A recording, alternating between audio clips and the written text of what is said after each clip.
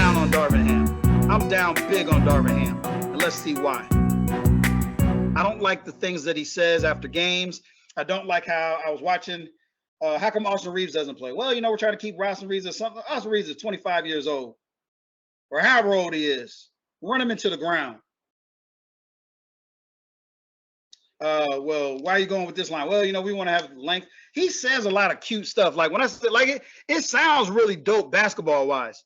Yeah, Cam's got to do this and Vando's got to do this, and like this guy's thinking now that's where he lost me. Because if his brain's not capable of saying that, like the stuff you're asking these guys to do is not in their competency. Vando's not a high IQ offensive player, and it's not saying he's a bad player. But Vando doesn't have a bag to say, well, if they do this, you do this, and you do this, and you do this. He's a high IQ basketball defensive player, yes. His bag is not deep enough to be a high IQ offensive player. It's just not. Okay. Who's another guy? Cam Reddish. Oh, Cam needs to do this, this, this, and this. If they give you this, Cam is not a high enough IQ basketball player to do the things you're asking him to do. Oh, but Cam's bag ain't deep enough. Cam's not that fast that he can get separation off of a guy. He doesn't have a good enough jumper that if he does get a little bit of separation that he does get, that he's going to hit that jumper consistently. He's not a good enough passer. Again, so they talk about him legendarily from high school. Like, oh, he could do this, he could do this, he could do this, he could do this. Yes. If Cam Reddish spends more time with the ball in his hand, he could be trouble. But even with that, it's just got to be 1,000. He's got to be in the gym more than anybody because he's got to work off this pick, hit my jumper. Like Jason Kidd got better as he got older. He added more to his bag. So Cam's got to add more to his bag. Right now, his bag's just not for what Ham is asking him to do. It's just not there. He just seems like he's in over his head. Like, oh, I'm going to play this defensive lineup. It's 2023. I don't even know anything about basketball, but I know that you can't play a defensive lineup in offensive generation. You can't. You can't. Okay. Even if we look at this tail of this tape here, right? I don't care that the Celtics score 126. Well, I do, because you can let's take away. Here's what's crazy. Add 10 points to the Lakers. They're at 125. Take away 5 points from the Celtics. Here's why. The Celtics, for large swaths of that game, only had to focus on offense. They didn't really have to focus on defense. You got a 7-footer sitting at the rim doing nothing other than filing his nails. So offensively, you're going to just be able to cook. Then, like, who in the hell, oh, we're going to switch this, we're going to switch this. Who can switch on Porzingis? Nobody. Like, they're too elite to say that we're setting everything up. You're talking about Jason Tatum. So instead of shooting 11 for 19 with your elite defenders, maybe if he was the sorry defenders, he would have shot 13 for 19. He would have made 2 more shots, right? But then he would also have to guard those guys on the other side, so it's hard to say. Sorry, I was talking about Kristaps. If Kristaps Porzingis was guarding Christian Wood, do you think he would have been so effective? If he had to mentally guard him every play? No, it's impossible. Okay. Some other things that stand out. LeBron James, it's not by chance he scored 16 points. He had a lot of shots at the rim. He just had a 7-footer down there because there was only 2 guys playing offense against 5. Darvin Ham, you got to get it together because the stuff you're doing doesn't even it's unbelievable. It doesn't even make sense, right? And I keep thinking, like, remember what I said? As a leader, like, a scary thing as a leader, like, it's different if you, like, as a leader, I've known when the ship was sinking. Like, oh, damn, I'm in trouble. And then you scramble and you try to figure some things out. You wish you would have done some things differently. And then, like, that's just as, if you've ever done anything successful in life, you've had some losses, right? And if you've done anything great, you've had some big losses, right? So just keeping it real, at the end of the day, there's nothing wrong with Darvin Ham being like, man, like, I really, like, but I don't think he even, like, he doesn't get it. That's the scary part. Darvin Ham, like, mentally just doesn't get it. He doesn't even realize that he doesn't get it. He's put it like, what team should you put around LeBron? Any group of basketball players that can play basketball. Well, somebody like, well, what do you mean by I just told you. Guys offensively that can play basketball, that create one-on-one matchups. LeBron is still one of the best one-on-one players in the world. And if you try to double him, he's still one of the best at making you pay for that. And then with him and AD is one of the best. Now, here's the difference. AD and LeBron are two of the top 10 one-on-one players in the world, meaning if you give them isolation one-on-one, they're two of the best players in the world at getting a bucket. However, LeBron's better at, like, if you do double him or being able to still get offense for somebody else. AD is not as good at that at all, not at all at that level, right?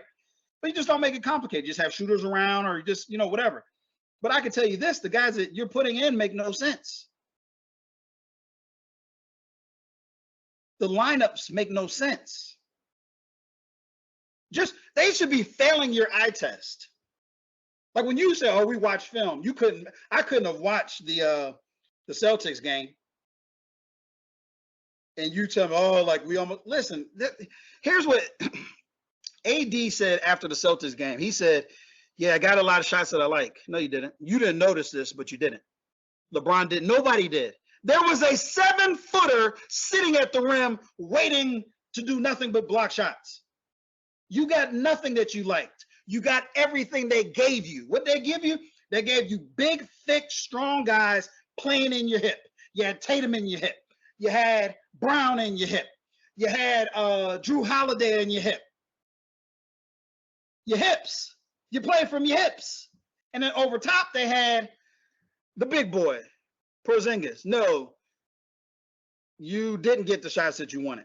When stuff went one-on-one, you did. LeBron, you were playing against a tough on-ball defender, and then you also had a 7-footer waiting for you every single time at the rim. You guys did not get what you want. What happened offensive? Now, hear me out, gang. What happened to you on offense and defense was a function of the team that you put on the court. Why?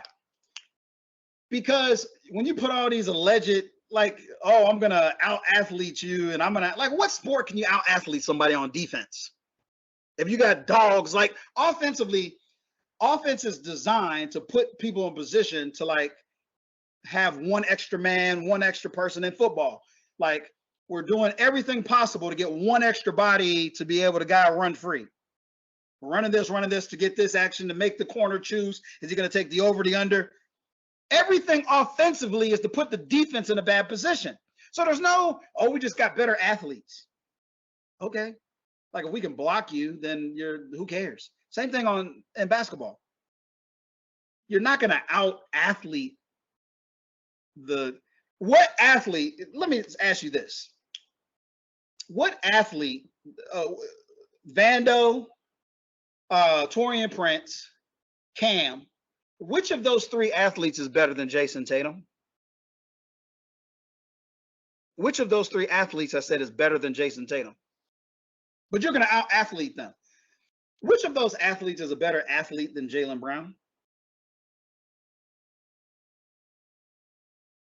And I'm going to go a little step further. Which of those athletes is a better athlete than Kristaps Porzingis?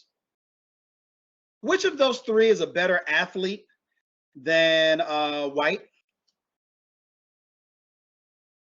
Which of those three is a better athlete than Drew Holiday? Now, listen what I'm about to say to you, right? Because you're going to be like, oh, well, Vando's long and he can run. And nah, they ain't better, because the athlete is an athlete. The athlete is, I don't know any sport. They're not playing track. And other than running the one, and even the one, you still got to figure out when to come out of your drive phase and do whatever. Athletics is both the physical mechanisms, the mental mechanisms, the emotional mechanisms, the intelligence of being able to understand that this is a game that happens on the offensive and defensive side. So none of those three guys I just mentioned are anywhere near better athletes than the five I just mentioned that the Boston Celtics started with. Now, where things get a little tricky is Austin Reeves is not, D'Lo is not, Rui is not, Now Christian Woods might be the best athlete out of all them guys. Well, nah, because based on my same math, no, just because he plays hard on defense. He's just not a great defender. He's not strong at the point of attack, whatever. But the point is, with Austin, okay, let me scale back.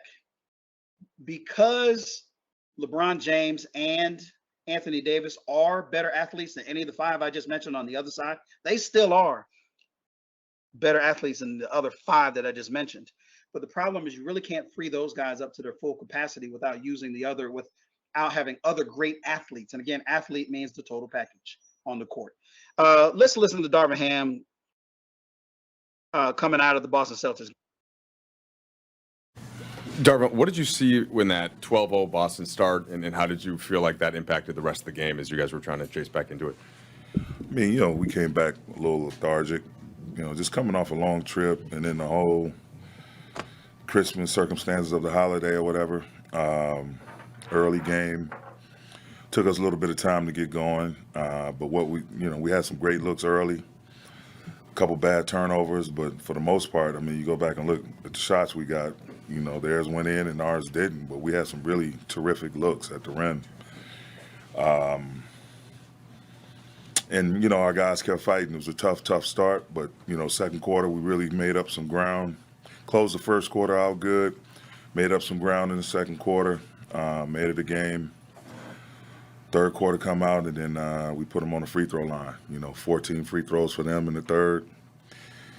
After holding them to 9 for the entire first half, I think it hurt us big time. It really puts your defense in jeopardy, and it causes you to kind of play on your heels when you get in the penalty that quickly, and especially against a good team like that. They're going to make you pay for any and every mistake you make. We fell asleep in transition D at times. They were able to get behind us, get layups, dunks. Then, there's a miscommunication about our matchups.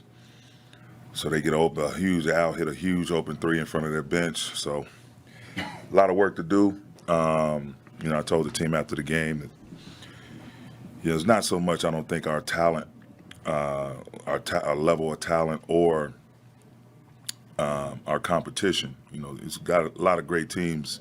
There's no nights off in this league anymore, but we can't skip the details. We can't get bored with the details. Sprinting back each and every time, no matter how difficult it may be, fatigue, what have you. Got to sprint back, transition D, and allow your chance to have the offense in front of you and not be scattered or have them behind you. And then, not fouling, getting a defensive rebound, not turning the ball over, being organized and playing with force offensively. So, Coach, what is your level of disappointment because you had to expend so much energy just to get back into this thing because of the way everything started? I mean, we've been zipping and zagging across the country, man, back and forth across the country. So, and then again, everyone has family in town for this Christmas Day, and it's you're disappointed, but you're not discouraged. We dropped to 16 and 15, I believe. We got 51 games left to play. So it's you just know what work you have cut out for you. We'll take a day off tomorrow, let the guys kind of recalibrate. And then Wednesday, we'll focus on us. We'll watch film, watch a lot of this and some stuff from some previous games and see if we can get better. It's an ongoing process. I'm not distraught or not seeing it for what it is. It's the NBA season. You're going to go through your ebbs and flows. You got teams that have been together that's going to be clicking, and you got some teams that are struggling, especially coming into what's the second and third quarters of the 82-game season. Those dog days are going to set in pretty quickly after these holidays are over with. And the biggest thing is to see what we can get better at day in and day out to make our team not just stronger, but more consistent night in and night out. Darvin, what ways, if any, do you feel like LeBron's performance was affected after that collision that he had with Jaylen Brown? Nah, it's tough, man. He's a soldier, so he jumped up once we made sure he was okay, he pushed through. He's a guy that's going to try to lay it on the line for his teammates and for his team. So, we go back and look at it. It was some bunnies he missed that he normally makes, but, so goes an NBA game. Sometimes, you're going to have different things, different adversities that you got to try to navigate through. But he continued on and tried to be there for us, and that's all you can ask for out of him after all that he's done and continues to do for our ball club. Darvin, with the way that defenses have been defending Cam and Vando and kind of packing the paint, do you feel like the offense can be viable enough with the starting group? And if so, what are the challenges in trying to figure out how to kind of navigate that? I just think not allowing it to stagnate us. If they're trying to play off, Cam has got to step up, shoot it with confidence, or eat up that space on a drive, collapse the defense once he touches the paint, and try to find an open man. Same thing for Vando. Just the ball hits him, you just can't hold it and be confused. You just got to move on to the next thing, whether it's a pitch ahead and hit to its teammates, DHO, or if a shot goes up and they're off of them, go hunt down an offensive rebound, get us some extra possessions. So it's just playing fast, man, trying to be in rhythm, making quick decisions, and doing things with force. Darvin, their starting backcourt obviously had really efficient offensive games, but could you kind of speak to what they did defensively? Derek White, Drew Holiday, and I guess, and then along those lines, when you look at your roster, do you feel like you're getting enough two-way production from guys, or do you feel like you're playing offensive lineups at times and defensive lineups at times instead of just maybe lineups? I mean, if you can help me recollect, I hadn't really, you see certain games, but I just hadn't followed Boston closely enough the entire year to know what their injury situation has been. I think last time I checked, we were either top 10 or top 5 in the amount of games missed due to injury. And so when you have that type of circumstance, you're constantly going to be mixing and matching lineups. Different guys going to play at different moments, and then this guy goes down or that guy goes down. Multiple guys go down. You got to shift, make another shift, while all trying to monitor all the while Bron, AD, different guys who already have certain issues from the immediate past that we're trying to manage. So I just think, they've been pretty cohesive all year. I don't know if they've missed many games due to injury within their lineup. And that said, they have a lot of size. They have a lot of capable defenders. You look at, Porzingis is great at blocking shots at the rim. I think they lead the league in rim protection. Last time we checked before the game, Derek White is an above-average defender. I mean, Jason and Jalen are both long, athletic wings that, play hard and can cause you to get into some bad spaces. I think Jason Tatum doesn't get enough credit for how good of a two-way player he really is. He's a really smart defender. And then you got Al coming off the bench. But their lineup has been pretty much intact the entire year. With us, it's just trying to mix and match. Some guys are more offensive dominant, some guys are more defensive dominant, but then trying to find that balance within the lineup. I think the circumstances of our injuries have definitely affected any type of cohesion. Thanks, Coach. Thank you. Okay. What did I tell you I saw when I saw the 12-0 start? I saw Boston just being Boston, meaning they were getting buckets. I saw that the Lakers, everything was coming with force and everything was very difficult. Now, this is crazy what I'm about to say. Boston was just getting buckets. It's the fact that the Lakers weren't getting buckets that's more telling, but that also contributed to Boston getting buckets. Let me tell you why. This is incredible. Boston's defense against the Lakers was incredible, but the energy and effort to pull it off was very low. So think about what I just said here. I'm getting incredible defensive output, but to do it, I'm doing it at a very minimal defensive effort. I don't think you guys heard what I just said. Think about the Lakers. The Lakers put in this incredible defensive lineup. Why? Oh, they're length and they're going to run, they're going to switch. All that effort, them guys was hustling to try to cover the Celtics. The Celtics were just playing regular basketball. In fact, not even really just sound basketball, not overexerting themselves at all. And every play, they had a 7-footer standing at the rim. Every play. Like chicken noodle soup. That's what I saw. Boston offensively was getting what they needed to get, but not anything spectacular, but just hitting their great players. They're hitting great player shots. And then it was helped by the fact that they were not really having to play hard on defense. But let's just see what he saw. Maybe he saw something different.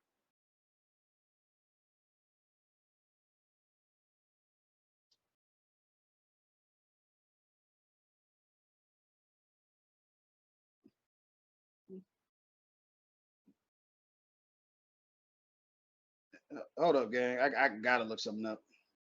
Well, I know the answer.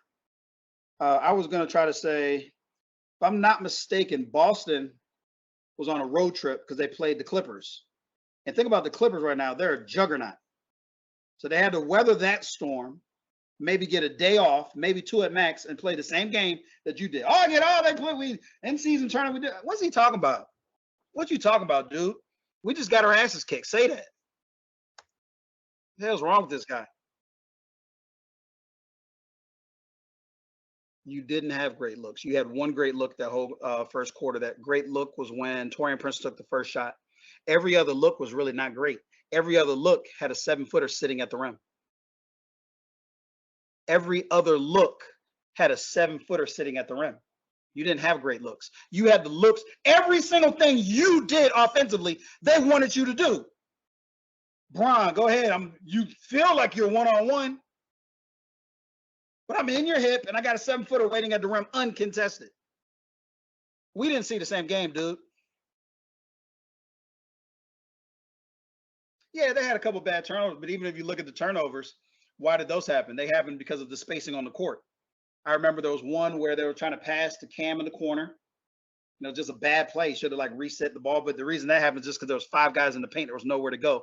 Then we had a play where Cam and AD are smelling each other on top of each other. And he's trying to do a pass to him. So sure, yeah, those are bad turnovers, I guess. Yeah, I guess. We didn't see the same game, dude. But here's the problem. You can't be competent to fix something that you can't see is wrong. Okay? And this is huge. If I'm a player in the NBA, I don't want to play for Darvin Ham. If I'm one of these big free agents, I do not. If he's the coach, if he's still the coach by the time they make any of these big trades, I'm guaranteeing he won't be the coach. He can't be. Here's why. If I'm a dog, I'm a dog. I'm just a dog as a regular human being. If I'm a dog as a hooper, I don't want to play for him because I'm hearing somebody that doesn't make sense and can't see we got our asses kicked in every aspect of the game, starting from when we came out the thing. There was no excuse for that. I thought we'd come out and hit in the mouth with the defensive line of a defensive unit. They still came out, got what they wanted. So I did make some adjustments. I think we did a little bit better in the second half with the, it's just trying to be physical, kind of wear them down. And the strategies, maybe we can have a blitz kind of with our second unit. And that's to, keep them close, and didn't really work out. Something that makes sense. The stuff you're talking about, we had some turnovers because of the lineup. We had some shots good shots. No, you had the shots they gave you. What game are you watching?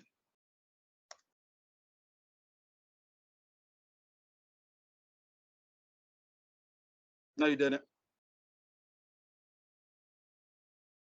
And again, theirs went in, yours didn't.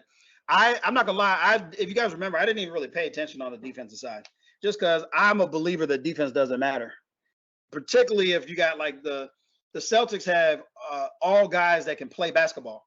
So at that point, you're playing a lot of one-on-one and a lot of whatever, and they're all elite one-on-one players. So when that's the case, you're just gonna have to just play the best that you can. So I didn't even analyze that side of the ball.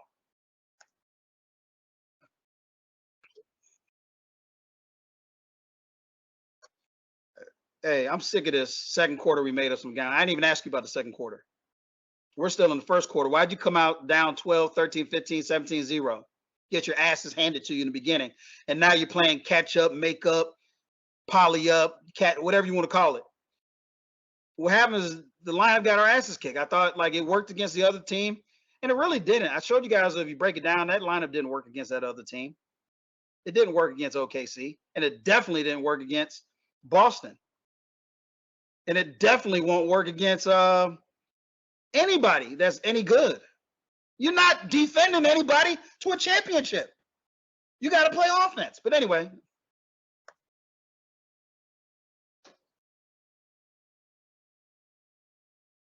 you made it a game.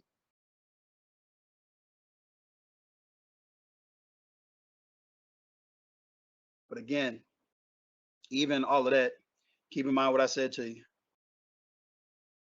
Kristaps Porzingis, how fresh is he to be able to grab those boards and do all the type of activity he had if he has to play against Christian Wood on the other side? Because again, gang, think of what I'm about to say.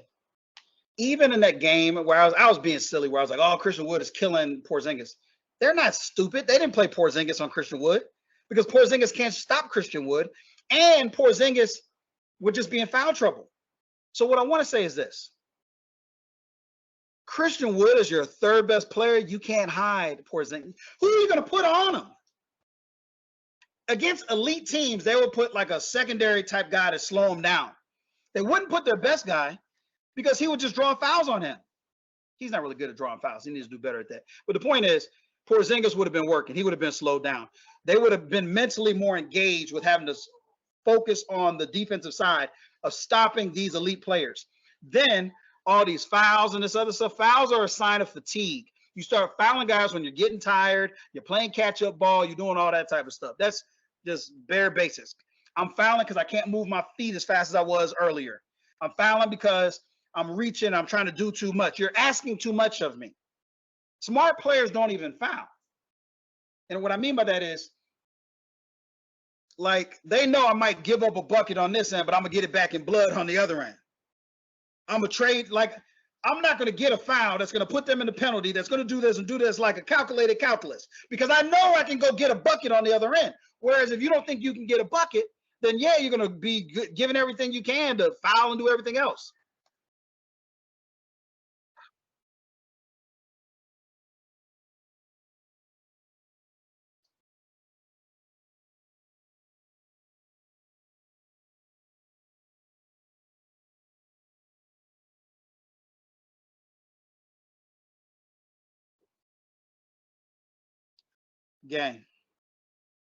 Again, I didn't even really look at the second half. But if they did pick up all these fouls, I can easily in my head see why. I'm just going to attack all these alleged high. There's no such thing as high caliber defense in the NBA. It's designed for offense. So if you're really going to play that hard on offense, I'm just going to attack you and pick up fouls. It's easy. You don't think Vando's going to foul you? You don't think Cam Reddish is going to foul you? You don't think Taurean Prince, these are guys that are going to foul? They're not doing anything on the offensive side. So they're giving their whole everything on the defensive side. They're going to foul you. They're doing everything they can to stop you. Okay.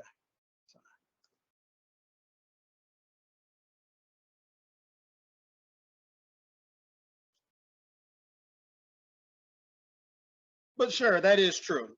What he's saying is accurate.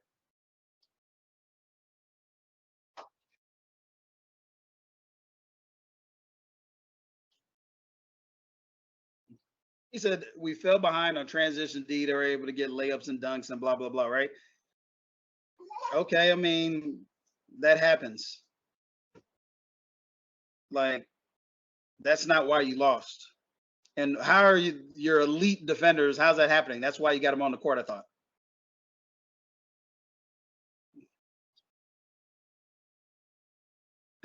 Listen to what he's saying.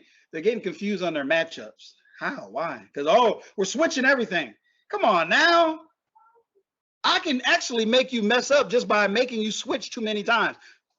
I'm running ragged just because this is you. They got messed up. These are elite NBA players. What do you mean they're getting messed up on their matchups? If these guys are guys that have been playing together and are proficient basketball players on both ends, you won't have as many lapses. Because I don't have to give my all on defense. I don't even think it's that smart to give. I wanted you to play hard on defense, but not your all, because you still need something for the offensive side.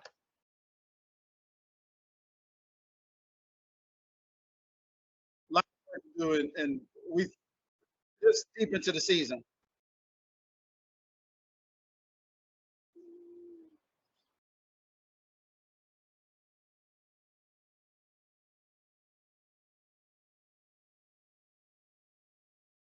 right, so listen to what he just said. He goes, I don't think it's our talent, our competition, whatever. Like, you don't even play your most talented guys. You play like guys that wouldn't play on 90% of the teams in the league. Cam ain't playing nowhere. Vando ain't playing nowhere. Like, these are guys that are excellent bench players that come in and they defend. And even still, you got to figure out how to get them more actively involved offensively, or you can't even play them at all. But they're guys that come in and, that could just beat up a star, particularly if you get playing a team that's one elite wing star. You just run the two of those guys at them. Oh, my goodness. They could just wear them down, tear them up, all that type of stuff. But unbelievable. He says it's not a talent issue. Let me say this to you. If you had Kobe Bryant playing with the same team, you wouldn't do any better. This is about leadership. This is about managing the assets that you have. Christian Wood, who gave you the business for your Christmas supper last year, didn't even get a chance to play in the last 4 or 5 games. He was the best player on the court on a Christmas game, which means that's big because it's the stage everyone's watching. The Lakers, everybody's watching the Lakers, and he was the best player on the court. The last time he played Kristaps Porzingis, he gave him the business. Had Kristaps looking scared, but he don't even play at all. I don't know. Like I said, I don't know if he's not practicing hard. I don't know if he's not working hard. But my point is, I'm seeing this with you repeatedly. Austin Reeves not getting enough minutes. And again, there are times when like your starting lineup would get stagnant. But what I didn't research yet to figure out is if you were playing D'Lo and Austin, I don't know why it would be getting stagnant if those two were both in the starting lineup. If Taurean Prince was out there with them, I have to go back and look at that. So I mean, because I would have thought that would be, to me, that would be a proficient group of guys that'd be able to get buckets. But yeah, I mean, you're not saying you can leave the details, but at the same time, like a coach is supposed to put you in the best position to win. And then yes, you got to do the details and the little X's and O's to win. But the coach's responsibility is to put me in the best position to win. You don't put these guys in the best position to win. Putting that lineup on the court is not putting them in the best position to win. It's doing exactly what you would think it would do. Get us in huge deficits to start games. Not when we got talent that's on the team, and even if that talent has issues or they've got some challenges or they're doing things you don't like, my pushback against that is be a coach, step them up, get them together. Get them in there at 5 o'clock. Be at the practices. Do what you got to do. But you saying players are messing up due to attention to detail, you first put people in position. And I don't think you're putting people in position. That's just my opinion. I do think that the coaches that you're coaching against are putting people in position. But I don't believe that you are putting people in position.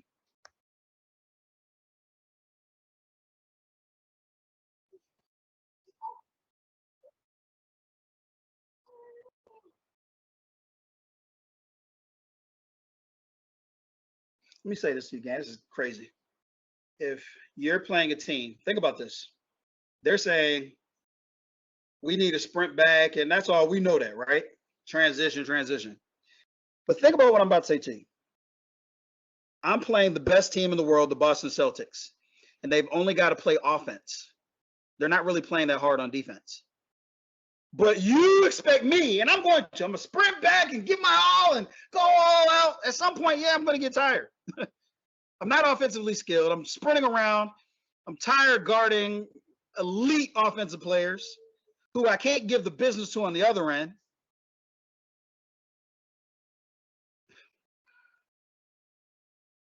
Like, here's my concern, right? Just because, like, at the end of the day, I don't like or dislike Darvin Ham as a coach. And what I mean by that is like what he's doing, and I think it's already too late. Like even if they go on a 10-game winning streak, like he has to be fired. And the reason is because at some point, like if they are successful, it's not because of him. because I was like, oh, for sure. Like, oh, man, they did win a couple games.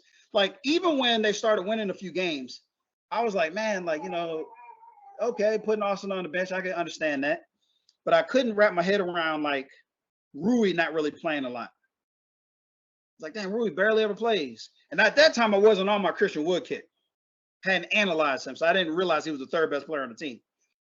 But I was like, man, Rui don't play enough. Like, I don't understand why Prince and Cam and all these guys, like, I get it. Like, they do seem to provide a little early game energy, and the defense, they were winning. I was like, okay, But then, like, as you start, your instincts tell you this doesn't make sense. It's not really, this doesn't seem like, here's what I was like, this couldn't beat the Denver Nuggets. Nah, there's no way this could beat the Denver Nuggets. I mean, I could see you could beat all these young teams. LeBron is just a man out there amongst boys. He's a man. So he's going to just win a lot of games just because off of that. He's just physically imposing. And he can will and he can muscle some games and still got AD, one of the best players in the world. But you could just see that, like, this wasn't going to beat Denver, and that's the benchmark. What was happening was not going to beat Denver. So let's see.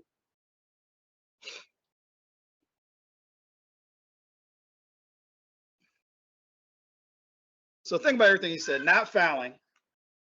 That's hard to do. These are not the highest IQ players.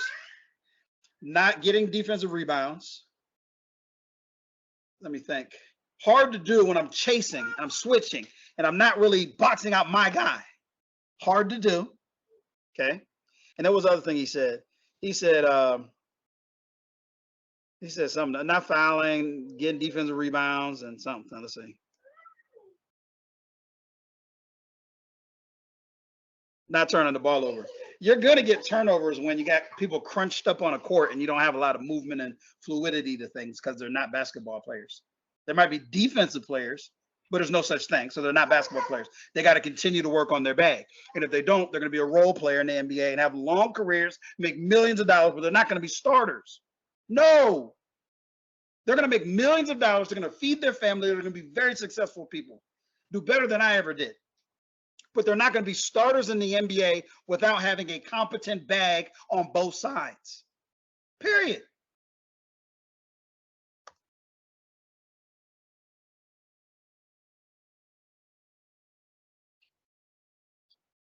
Okay. So he said being organized. They were organized.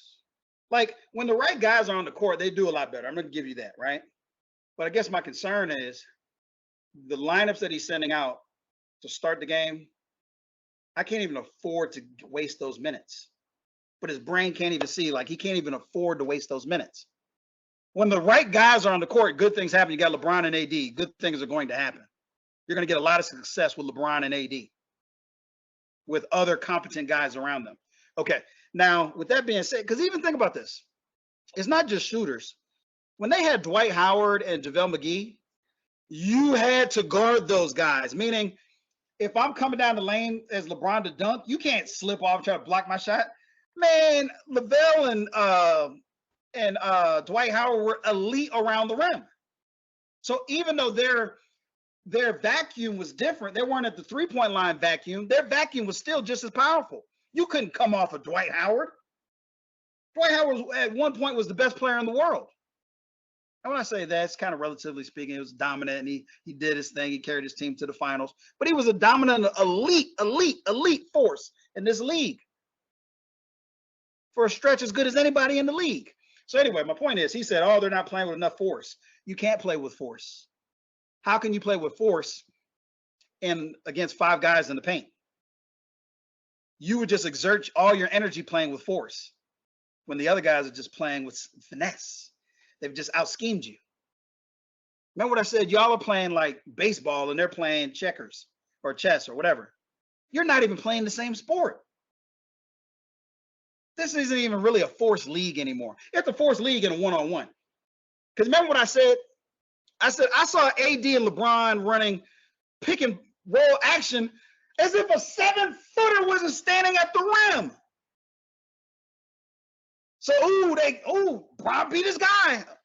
So his guy is on his hip, an elite defender's on his hip, and a 7-footer's waiting for him at the rim. How much more force do you need than that, right? So they're playing with plenty of force. And then he said, organization. Organization starts with you. What are they supposed to be doing? Okay.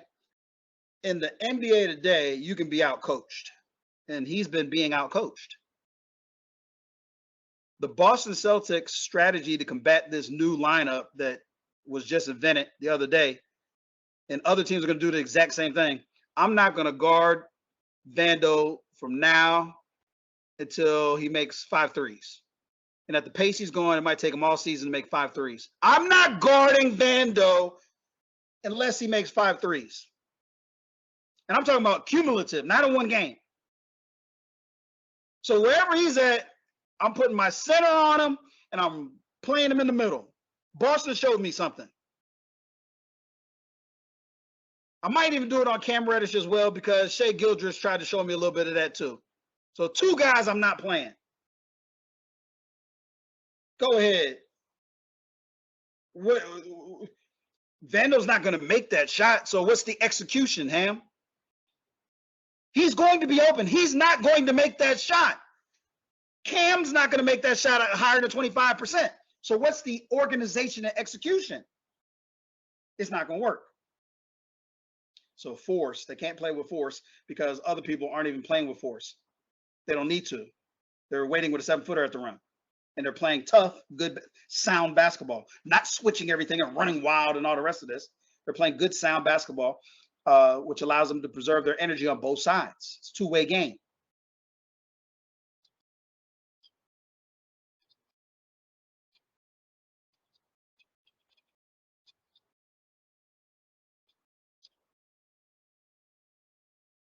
Everybody's been zipping and zagging.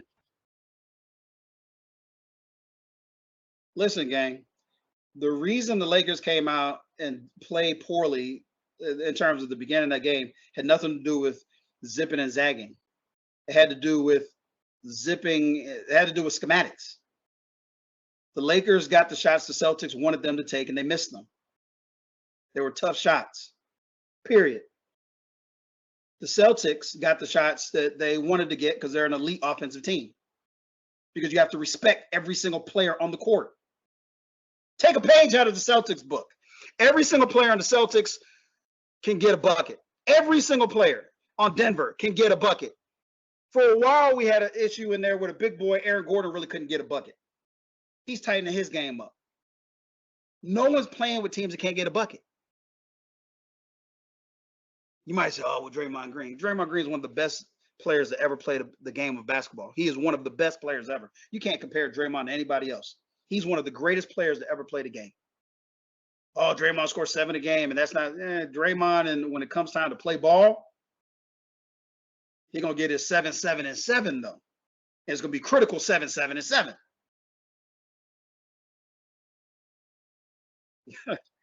So your family's in town, you at home. Listen, gang, the Boston Celtics came out to LA to face the big boy Clippers, the legendary Clippers with all the stars. And then a couple nights later, they got to face LA in LA. But you talking about me who got to sleep in my home bed last night. It was a tough night for me. Boston's probably been out in LA. Think about that, out in LA.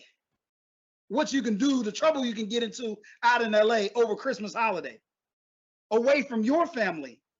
But you're making this, well, we already said it had nothing to do with that. But again, this is leadership. I'm disappointed from the top, myself, and with them as well. I mean, no matter what schematics are, what's in there, you got to still go out and ball. But the Lakers had no chance. They had no chance. Because again, remember what I said. It'd be like if I told you, I'm going to leave Vando open for 100 shots a game. Doesn't make a difference. He might make 10 of those. You're going to lose. The Lakers were going to lose that game no matter what. There was nothing that you could do. Because it was too hard. They're too skilled. Boston was too skilled for you to score LeBron or AD 2-on-5. And it wasn't 2-on-5. I'm exaggerating. In this game, it was 4-on-5. Because what's the name stayed under the rim the whole game. Or while Vando was out there at least. Until Vando hits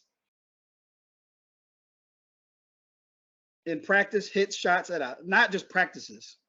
I'm talking about I've seen him knock him down consistently. He would never play again. But hey, We're two different dogs. Nah, that's not true. You're saying that Vando has to be a three-point shooter. Vando needs to get his dunk game together. Learn to beat people. He's tall, he's long. So, like, beat people off the dribble. Or come up with a jumper. It doesn't have to just be a three. But Vando, you need to develop some level of a bag.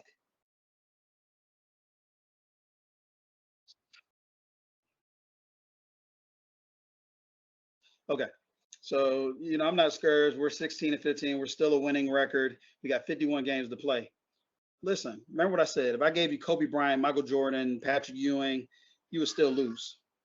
If you're talking about, because what you would say is like, well, I'll bring them off the bench. I'll do this, I'll do that. Like stuff that doesn't even make sense with the modern day game. The stuff you would do wouldn't have worked in any game. Even if you told me that, I see a lot of myself in Vando. I see a lot of myself in Prince. I see a lot of myself in Cam. You might see the dog in you, but you wasn't no elite legend. And I'm not knocking anybody's hustle because you elite, you a legend to me. I remember all the way back when you broke the backboard. I remember all of that, right? I remember, but the point is, I'm looking for the next Kobe Bryant. I'm looking for the next LeBron James. I'm looking for elite. So just being a dog, that's not going to do it. Because people get it a little bit mistaken here. They'll act like, they'll act as if Draymond Green is just a dog. Draymond Green is one of the best basketball players to ever play the sport. So we get confused and we think, oh, like this is my dream. Nah, he's one of the. If I was either Cam, not Cam, if I was Vando, I would be out living with Draymond, picking his brain, trying to understand him, understand how he plays, understand why he does, understand how he watches film. Because you just got to be better. Like I just want to be better. I want to be better. I'm gonna call up somebody. Hey man, like work with me. I just want to understand, how do you see this? Why do you do this? I don't really got a lot of things in my bag, but what are some things I can do to be more effective? That's just me. Okay. But anyway, the point is excuse after excuse after excuse after excuse after excuse after excuse. You're at home, win. You got a good lineup. You got players that can play them.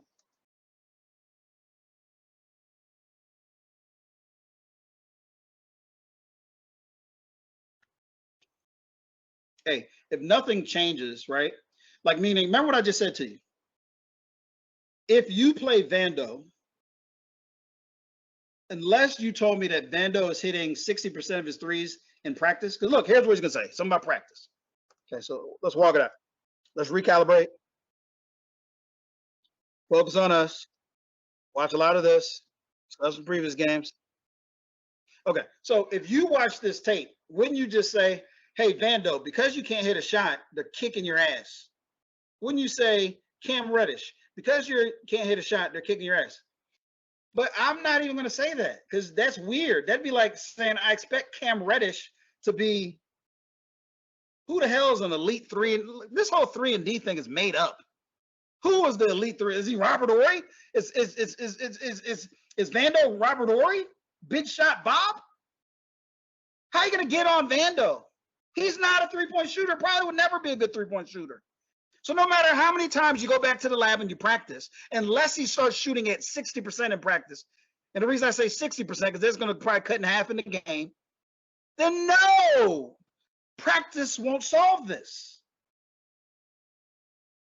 Cam Reddish, practice won't solve it. Unless he's going in there and getting a bag, it's not going to solve it. Practice won't solve these issues. You need to pull out your best offensive talent and get them to work together. That's what you should be practicing on. Understanding how to work defensively as a unit, not work defensively individually. Because when you work individually, you're chasing, you're doing this, you're out of position for rebounds, you're not in position to box out, you're not in position schematically to know, do we switch, do we do this, do we do that? Practice is just going to just be more nothingness. I guarantee you at practice, and I bet you that's why I heard there was some beef at practice. Christian Wood, the right guys, could beat your starters. The Lakers bench could beat the starters because they would do the same thing that any competent team would do. I'm not guarding Vando. I'm not guarding Cam. I'll play with a couple bigs, so I have a big hanging back at the back. I might even play with the young rookie in the back. I'll play two bigs. And then 3, I play D'Lo, Austin, and Rui, and 2 bigs. How's your starting lineup beating mine? Even with LeBron and AD, how is your starting lineup beating mine? I got 2 bigs down low that can take care of LeBron, can take care of AD. I got competent shooters all around. I could build a backup team that could beat your starting team. That's weird. This guy's just this. I couldn't play for Darvin Ham because he's not making sense. This is almost scary.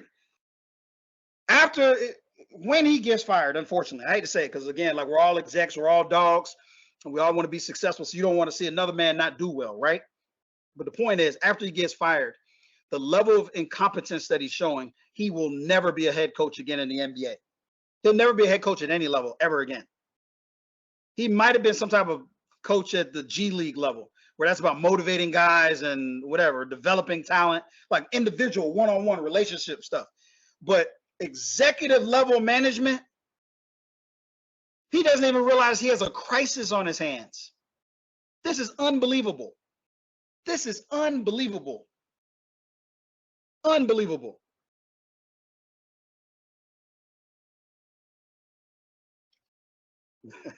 Now, I will give you this though. He the most he the most chipper, smile on your face, get your ass whooped guy I've ever seen in my life. He's the guy you want after you lose a boxing match. He's the coach you want in the locker room after you lose the game, you get your ass kicked. Well, you know, you guys played hard and like I've been like, again, this is what's crazy. So the highest level I've ever coached any level as like middle school. Boys and girls, right? So my girls sometimes were like more elite than like my boys. But sometimes I would just try some crazy schematical stuff to just be like, man, I'm gonna just try this and see if it works, right? And sometimes it might work, but like I'd be smart enough to know like this isn't sustainable. This might work against that team, but like against a competent team, I'm pressing you, I'm doing this, I'm doing that. Like I'm in trouble. I don't have no real strategy to win this. So I feel like the difference is he ain't got no strategy, but he doesn't even realize that he doesn't have a strategy. That's scary.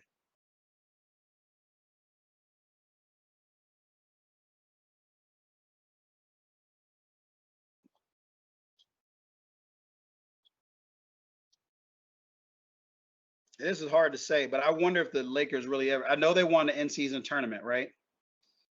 But remember what I said, LeBron and AD are good enough that just with force, you can win a lot of games. But he's actually digressed of late. The reason he was able to win those games is because, again, the Lakers are still a highly talented team. D'Angelo Russell is a 20-10 guy. He's a very, very good basketball player. D'Angelo Russell is a very good basketball player. He's like, I know that they said December, blah, blah, it wasn't fall and wasn't this, it wasn't that. But even when D'Lo was missing his shot, when he was like orchestrating offense, and it was kind of what I call a D'Lo offense versus a LeBron offense, it was better. It was a more fluid offense because LeBron could go get a bucket at any time. D'Lo really can't. D'Lo is more of a guy that he gets other guys involved, and he don't really get a lot of guys involved, in my opinion. He's really more of a center. He really helps a center do better. He's a type of point guard that, you know, he tries to get his little passes in on the pick and rolls. And with a guy like AD, you're assured to get some touches with D'Lo early. So that's one thing I liked about D'Lo was he was making sure that AD was getting some touches. LeBron, you know, sometimes he gets a little ball dominant. And my concern is I feel like with a team like the Lakers, every possession, AD should touch the ball at least once. That's my opinion. He's the most dominant player in the world, in my opinion. Or he should be. I feel like AD stats should be 35 and 15 every night. And here's why I say that. I heard Wilt Chamberlain say something one time. That's how this is. And I get it. Wilt, you know, he didn't beat the legendary stuff. Okay. Wilt said the year that I averaged 50, if I didn't get 50, I felt like I let the team down. He said if I did not get 50, I felt like I let the team down. That's incredible, man. Anthony Davis. If you don't get 35 and 15, you should feel like you let the team down. And I'm not being like disrespectful. That's just my mentality. That's the mentality you should have. If I don't get 35 and 15, I have let the team down. The night I don't hit my average, I've let us down. Man, if you do that, shoo-wee. Let the other guys figure their stuff out. You go get 35, 15 every night because you're capable of doing it. You're going to beg and wish you could get these 30, 31-year-old knees back. You're not the young AD from New Orleans. You don't move up and down the court the same way, but you're still just as dominant. And a lot of people won't talk about this, like, oh, AD got his jumper going. Well, you got your jumper going. You got your jumper going because LeBron's not shooting jumpers anymore. Hey, anybody notice that? LeBron doesn't shoot jumpers anymore. LeBron gets his points at the paint. Hence why AD's getting most of his shots now, kind of that his mid-range is going. Well, it has to be going because LeBron is now the primary post player. He's getting most of his points at the rim. So AD's getting his at the elbow and stuff like that. LeBron maybe a shot outside his three-pointers. LeBron has maybe shot 50 jumpers this season. I mean, I'm probably exaggerating, but he ain't shooting a lot of jumpers no more.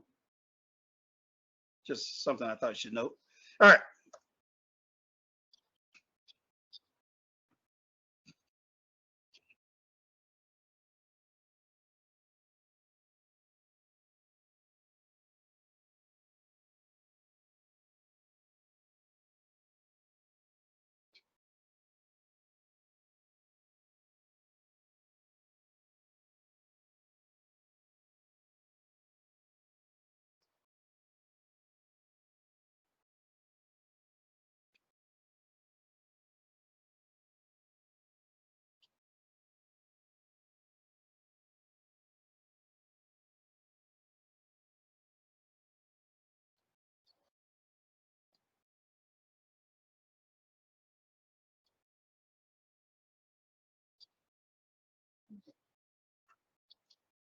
He said there were some bunnies LeBron mess. He did, but think about what I just told you.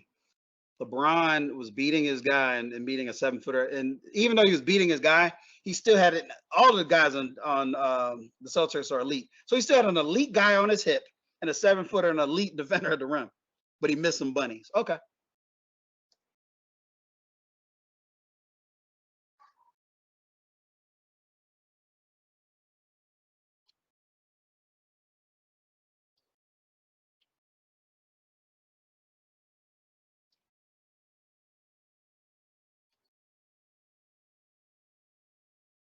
Okay, I felt like there were some other comments he made that I didn't like. He said,